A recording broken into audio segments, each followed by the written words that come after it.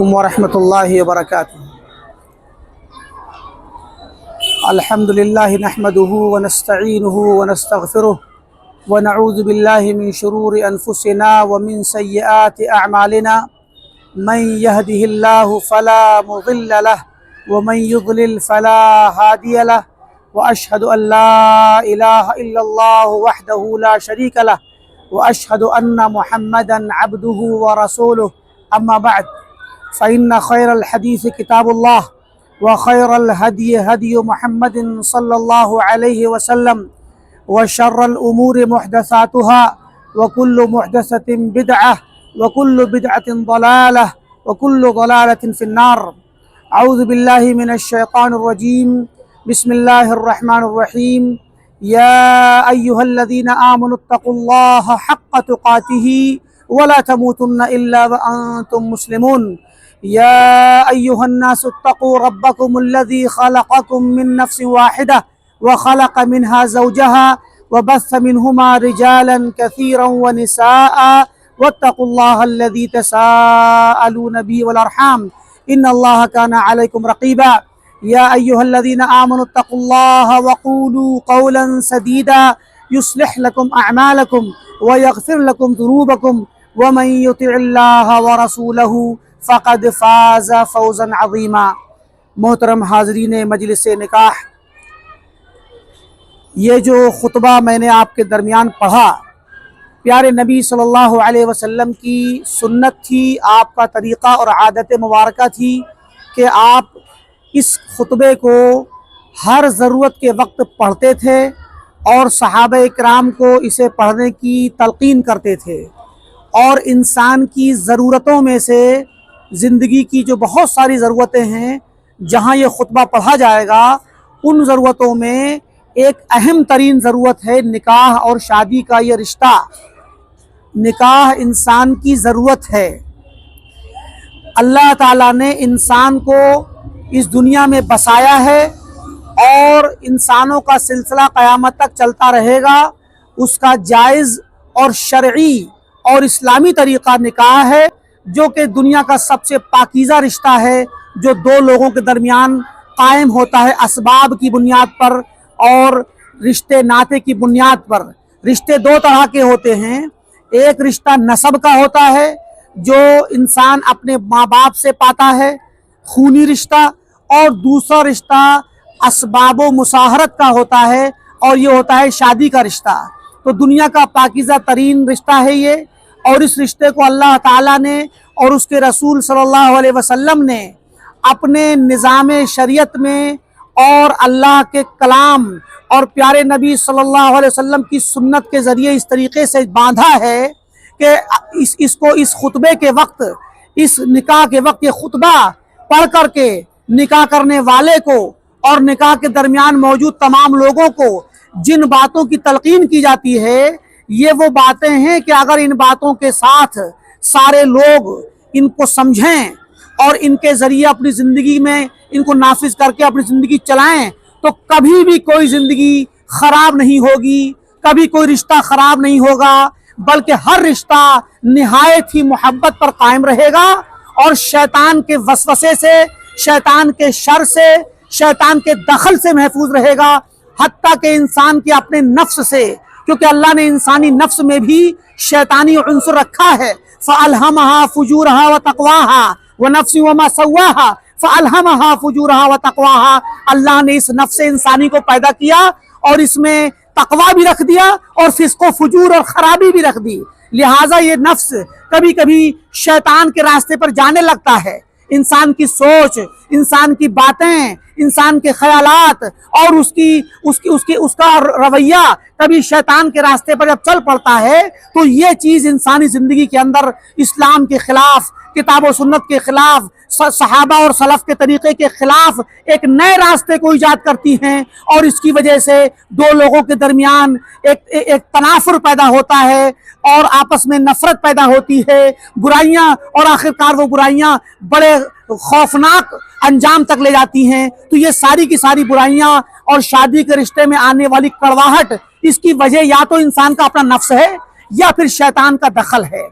اور انسان کی بری عادتیں ہیں اور ہمارا اور تمام لوگوں کا اللہ تعالیٰ کے بتائے ہوئے طریقے سے روشنی نہ لینا،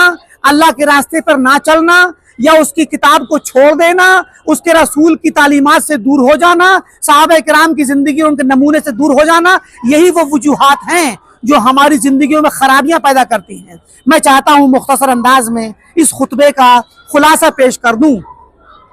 تاکہ حاضرین کو عمومی طور پہ اور جن کا نکاح ہو رہا ہے انہیں خصوصی طور پر یہ وصیت اور یہ نصیحت یاد رہے جو ہمارے نبی صلی اللہ علیہ وسلم نے، جو امت کے بڑے ہی خیر خواہ تھے، بالمؤمنین رؤوف الرحیم تھے، کہ مومنوں کے ساتھ رحمت کا، مہربانی کا سلوک کرنے والے تھے، رحمت للعالمین تھے، پوری دنیا کی رحمت بن کے آئے تھے۔ آپ نے اپنے ماننے والوں کو، آپ پر ایمان رکھنے والے مومنوں کو اور قیامت تک آنے والے اہل اسلام کو اس خطبے کے ذریعے کیا نصیحت دینی چاہیے، یہ ہمیں سمجھنے کی ضرورت ہے تاکہ ہم اس کو اپنی زندگی میں نافذ کر سکیں۔ پیارے نبی صلی اللہ علیہ وسلم جب خطبہ پڑھتے تو سب سے پہلے اللہ تعالیٰ کی حمد و ثنا بیان کرتے، الحمدللہ نحمدہ ونستعینہ، کہ ہم اللہ کی تعریف کرتے ہیں، اللہ کا شکر ادا کرتے ہیں۔ تعریف کب کی جاتی ہے؟ جب کوئی خوشی کا مقام ہو۔ اللہ کا شکر کب ادا کیا جاتا ہے؟ جب کوئی نعمت ملے۔ یہ شادی کی نعمت انسان کی زندگی میں بہت بڑی نعمت ہے، دو خاندانوں کے درمیان آپس میں محبت کا نیا پیغام ہے، ایک نیا رشتہ ہے، یہ خوشی کا وقت ہے، اللہ کی نعمت کا وقت ہے۔ ایسے وقت میں اللہ کی تعریف ہونی چاہیے، اللہ کا شکر ادا ہونا چاہیے۔ تو اللہ کے نبی صلی اللہ علیہ وسلم نے یہ شکر ادا کر کے ہمیں تعلیم دی کہ ہم اس نعمت کی قدر کریں، اس رشتے کی قدر کریں، اپنی شادی کی قدر کریں، اپنے نکاح کی قدر کریں، اور ایسے موقع کو غنیمت جانتے ہوئے سب سے پہلے اللہ سے لو لگائیں، شیطان کے راستے پر نہ چلیں۔ جو آج کے وقت میں شادی بیاہ میں جو شیطانی طریقے ایجاد کر لیے گئے ہیں، لوگ شیطان کے راستے پہ چل کر کے اللہ کو ناراض کرتے ہیں۔ یہ اللہ کے نبی نے ہمیں طریقہ دیا،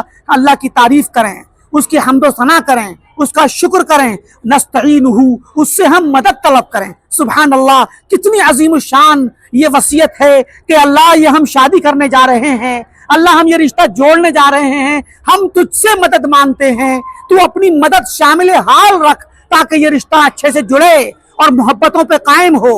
اور وشواس اور اعتماد پر قائم ہو اور تیری مدد سے زندگی بھر چلتا رہے۔ تو یہ رشتہ اللہ کی مدد کے بغیر دنیا کا کوئی کام نہیں ہو سکتا، نہ وہ بابرکت ہو سکتا ہے، نہ پائیدار ہو سکتا ہے۔ تو اللہ تعالیٰ کی مدد جب اس میں نازل ہوگی اور ہم طلب کریں گے تو یہ رشتہ بابرکت ہوگا اور پائیدار ہوگا۔ نستعینہ ونستغفرہ، ہم اللہ سے اپنے گناہوں کی بخشش طلب کرتے ہیں۔ ونعوذ باللہ من شرور انفسنا، ہم اپنے نفس کی شر سے، جو ہمارے نفس میں برائی ہے، خامی ہے، خلل ہے، شیطانی عنصر ہے جو ہمیں کبھی بھڑکا دیتا ہے، میاں بیوی کے درمیان بدگمانیاں پیدا کر دیتا ہے، لڑائیاں کرا دیتا ہے، تو اس نفس کی شر سے ہم پناہ طلب کرتے ہیں۔ وَمِن سَيِّئَاتِ أَعْمَالِنَا، اور اپنے گناہوں کی برائیوں سے، کہ ایسا نہ ہو کہ جو ہم نے گناہ کیے ہیں ان کی برائیاں ہماری زندگی میں آ پائیں، وہ بری عادتیں ہمیں پھر آ کر گھیر لیں اور وہ ہمیں نقصان پہنچا جائیں۔ اور مَن يَهْدِهِ اللَّهُ فَلَا مُضِلَّ لَهُ، جس کو اللہ ہدایت دے اسے کوئی گمراہ نہیں کر سکتا۔ وَمَن يُضْلِلْ فَلَا هَادِيَ لَهُ، اور جسے اللہ گمراہ کر دے اسے کوئی ہدایت نہیں دے سکتا۔ جسے ہدایت دے گمراہ کوئی نہیں کر سکتا، اور جسے گمراہ کر دے کوئی ہدایت نہیں دے سکتا۔ مطلب یہ ہوا کہ ہم اللہ تعالیٰ سے ہدایت طلب کریں، رہنمائی طلب کریں، اپنی پوری زندگی کے تمام معاملات میں، اپنے عقائد میں، اپنے منہج میں، اپنی عبادات میں، اپنے اخلاق میں، اپنے کردار میں، چال چلن میں، اور خصوصی طور پر اپنی شادی کی زندگی میں اللہ سے ہدایت طلب کریں اور اللہ سے رہنمائی لیں۔ اور اس کے بعد اللہ کے نبی صلی اللہ علیہ وسلم فرماتے تھے کہ سب سے بہتر کتاب اللہ تعالیٰ کی کتاب ہے، سب سے بہتر حدیث، سب سے بہتر بات اللہ تعالیٰ کی ہے۔ یعنی اگر ہم آپس میں کبھی کوئی بات کریں تو قرآن کے ذریعے کریں، قرآن کی تعلیمات سے لیں۔ اگر میاں بیوی کے درمیان کبھی کوئی مسئلہ ہو جائے تو ہم اپنی بات نہ کہیں، ہم اللہ سے پوچھیں قرآن میں کیا ہے، قرآن کیسے کر کے ہمارے مسائل کا حل کرتا ہے۔ اور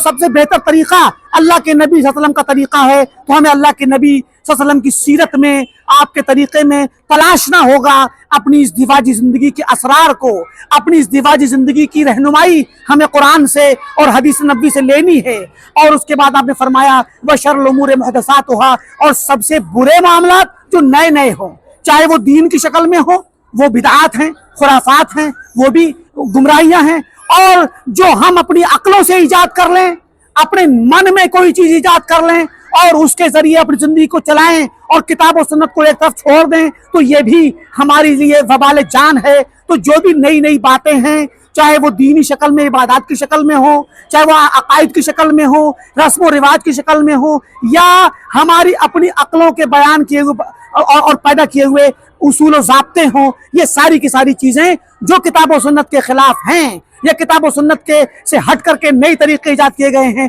یہ سب کے سب گمراہیاں ہیں، اور ہر گمراہی جہنم میں لے جانے والی ہے، اور ہر گمراہی بدعت ہے، اور جو جہنم میں لے جانے والی ہے۔ اس کے بعد اللہ کے نبی صلی اللہ علیہ وسلم قرآن کی مختلف جگہوں سے، 3 جگہوں سے قرآنی آیات پڑھتے تھے۔ پہلی آیت یا ایھا الذین آمنوا اتقوا اللہ حق تقاتہ، اے وہ لوگوں جو ایمان لائے ہو، ڈرو اللہ سے حق تقاتہ، ویسے جیسے اسے ڈرنے کا حق ہے۔ یہ بہت بڑا کلام ہے، بہت بڑی بات ہے۔ ہم اللہ سے ڈرنے کا اور تقوی اختیار کرنے کا ارادہ تو کر لیتے ہیں، شاید دعویٰ بھی کرتے ہوں، مگر اللہ سے جیسے ڈرنے کا حق ہے، اللہ کی قسم اگر ہم ویسے ڈرنے لگیں تو ہماری زندگی قرآن کی جیتی جاگتی تصویر بن جائے، اللہ کے نبی کی سیرت ہماری زندگی میں نافذ ہو جائے۔ ہم اللہ سے دعا کرتے ہیں کہ اللہ تعالیٰ ہم تمام کو اللہ تعالیٰ سے ڈرنے کی ویسے ہی جیسے اس کا حق ہے توفیق عطا فرمایا وَلَا تَمُوتُنَّ إِلَّا وَأَنْتُمْ مُسْلِمُونَ، اور تم زندگی بھر اسلام پر قائم رہو، تمہیں جب موت آئے تو اسلام پر آئے۔ یہ ایک عہد ہے، یہ وصیت ہے کہ اس وقت ہم ایک نیا عہد کریں کہ اسلام پر قائم رہنا ہے، چاہے کچھ بھی ہو جائے، گردن کٹ جائے، مگر اسلام کا کلمہ اور توحید ہمارے دامن سے نہ چھوٹ پائے۔ اور اسی طریقے سے اللہ کے نبی صلی اللہ علیہ وسلم پڑھتے تھے یا ایھا الناس اتقوا ربکم، اے لوگو اپنے رب سے ڈرو، اپنے رب کا تقوی اختیار کرو، الذی خلقکم من نفس واحدہ، جس نے تمہیں ایک نفس سے پیدا کیا یعنی آدم علیہ السلام سے، وخلق منها زوجہا، اور انہی سے ان کی بیوی کو پیدا کیا، وبث منہما رجالا کثیرا ونساء، اور ان دونوں کے ذریعے بہت سارے مرد اور عورتوں کو دنیا میں پھیلا دیا۔ واتقوا اللہ الذی تساءلون بہ والارحام، اور اللہ سے ڈرو جس کا نام لے کر کے تم بہت سی چیزیں کو مانگتے ہو، جس کا واسطہ دیتے ہو، اور رشتوں کو توڑنے سے ڈرو، رشتوں کو برقرار رکھو۔ ان اللہ کان علیکم رقیبا، جان لو کہ اللہ تعالیٰ تمہاری نگرانی کر رہا ہے،